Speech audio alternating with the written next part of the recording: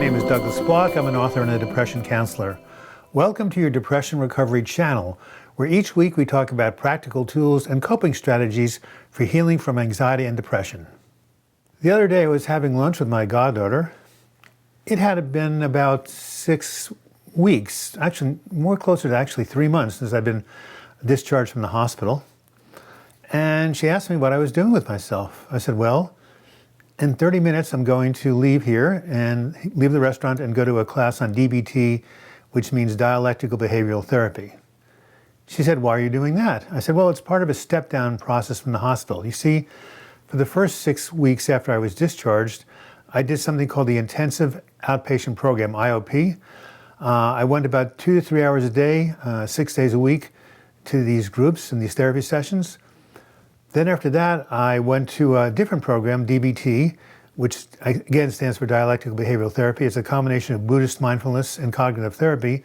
And this schedule was taking this class once a week for 2 hours and seeing a therapist once a week. In addition to this, I was unemployed.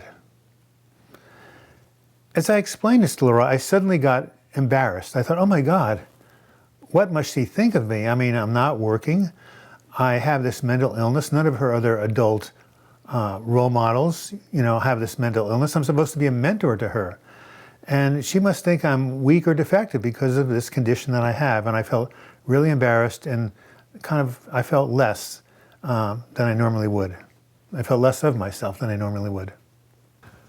My wise mind responded, Douglas, you of all people know that depression is a brain disorder.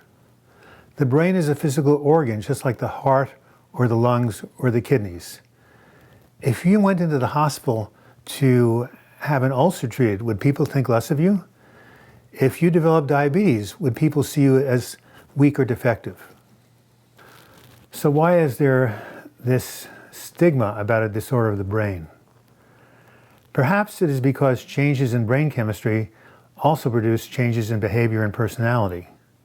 So it may seem that depression and anxiety are personal choices when they are not. In addition, if someone is in extreme distress, that may set off fear in us because we may feel that we may get that distress too. We may catch it. Yet no one worries about catching a bad ulcer or catching a bad liver. After lunch, I asked my goddaughter what she thought of my time in the hospital. She replied, I'm glad you got help and you feel better. Then I asked her if she felt less of me because I was depressed. She said, no, not at all. It wasn't your fault that you got depressed. It was out of your control.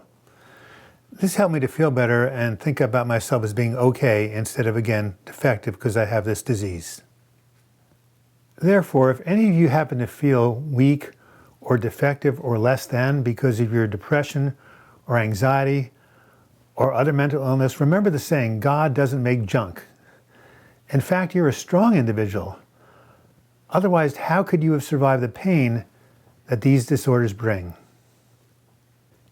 This has been Douglas Bloch. Thank you for watching this video. I hope you learned something from it.